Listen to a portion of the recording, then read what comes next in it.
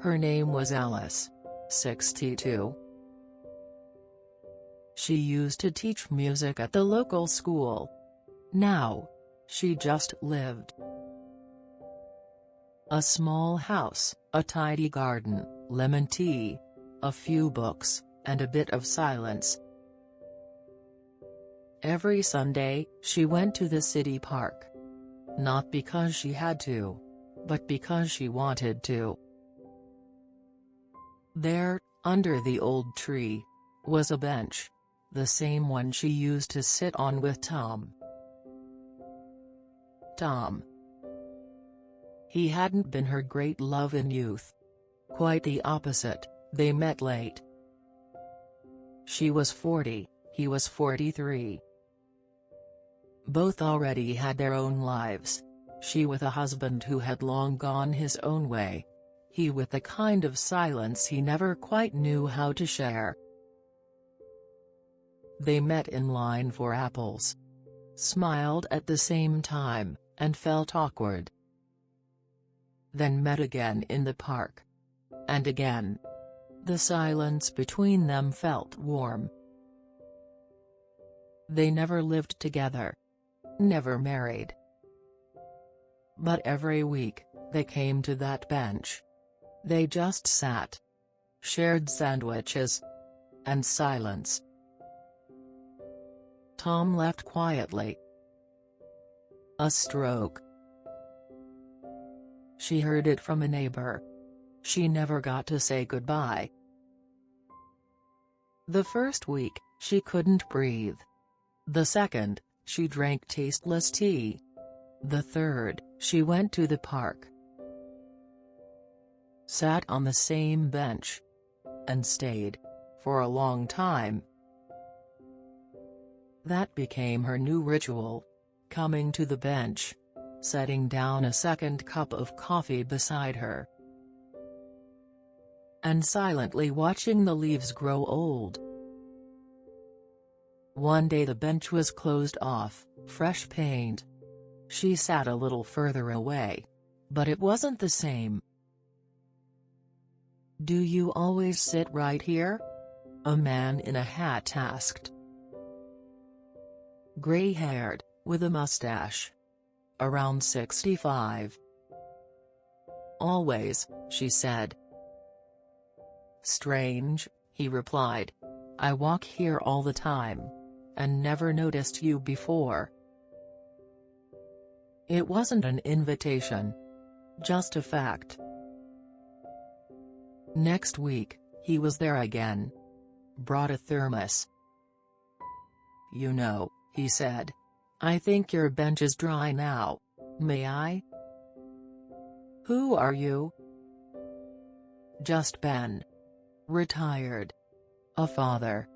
A widower. Former cook. And a little lonely." They sat. Not too close. But together. And so something began. Without a name. Not quite friendship. Not quite romance. They met once a week. Drank coffee. Read bits of the newspaper. Talked about the weather. And shared silence, together. Sometimes he brought cookies. She brought an apple. One time she laughed. Out loud. For the first time in months. And immediately felt ashamed. "Sorry," she said. "For what?"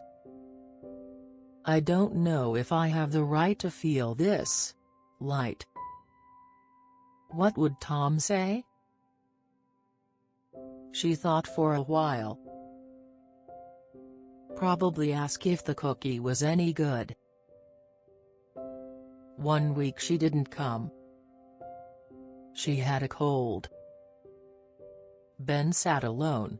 And left a second cup on the bench. The next Sunday, she showed up. Wrapped in a scarf. Still a little hoarse. But smiling. "Did you wait?" The bench isn't the same without you." Their conversations grew longer. But even longer were the pauses. And the pauses were warm. One autumn day, he brought an old camera. "I want to take a picture. Just one." "Of what?" "Of someone I wasn't expecting. And who showed up anyway." She smiled. He clicked the shutter. "I think it'll be a good photo," he said. "You think?" "You have the kind of eyes that have known loss. But aren't afraid of life." She looked down. "Thank you. That means a lot." They never became a couple. Never held hands in public.